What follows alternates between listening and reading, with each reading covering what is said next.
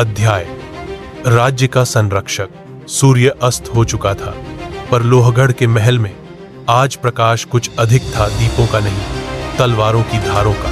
चारों ओर सन्नाटा था, जैसे समय स्वयं सांसें रोककर किसी आने वाले तूफान की प्रतीक्षा कर रहा हो। राजा वीरभद्र सिंह अपनी शाही गद्दी पर बैठे थे।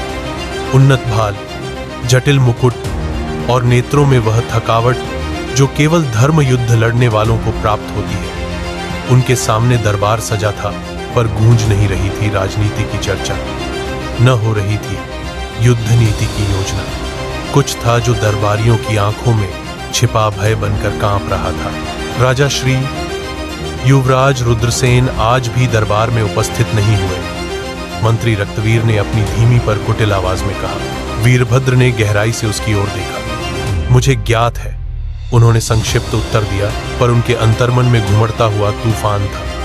यह वही रक्तवीर था जिसे उन्होंने अपने बचपन में अपना अंगरक्षक चुना था, पर आज उसकी आंखों में उन्हें कोई अजनबी दिखाई दे रहा था। वहीं महल के दक्षिण भाग में शस्त्रागार के समीप एक युवक ध्यानस्थ मुद्रा में बैठा था। आर्यन राजा का सबसे छोटा पुत्र, न तो राजनीति का भूखा, न ही सत्ता का लालची।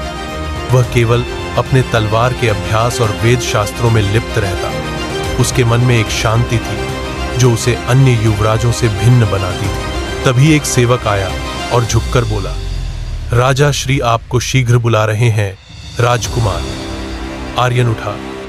उसकी चाल में न अभिमान था, न घबराहट, केवल संतुलन। राजा और पुत्र का वार्तालाप। बैठो पुत्र, वीरभद्र ने कहा जब आर्यन उनके समक्ष उपस्थित हुआ। आपके नेत्र थके हुए प्रतीत होते हैं पिताश्री, आर्यन ने कहा। वीरभद्र मुस्कुराए, वह मुस्कान जिसमें दुहक और आशा दोनों समाहित थे। पुत्र, मैं जानता हूं कि तू राज्य का इच्छुक नहीं। तू अपने भीतर ही एक ब्रह्म है, एक योद्धा, एक साधक। पर मेरी आत्मा कहती है, यदि कोई लोहगढ़ को विनाश से बचा सकता है तो वह केवल तू ही है। आर्यन ने कुछ क्षण मौन रहकर उत्तर दिया, राज्य एक उत्तरदायित्व है पिताश्री, और उत्तरदायित्व केवल तलवार से नहीं, हृदय से निभाया जाता है।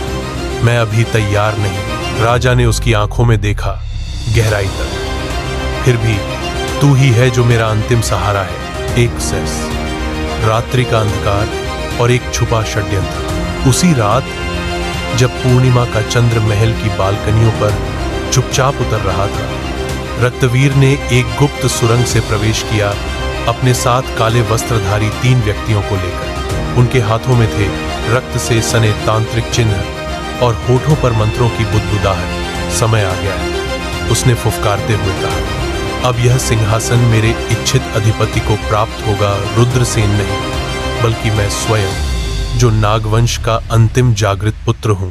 और अंधकार के बीच एक तंत्र आरंभ हुआ जो आने वाले वर्षों के लिए लोहगढ़ की नियति को बदल डालेगा। अध्याय समाप्त।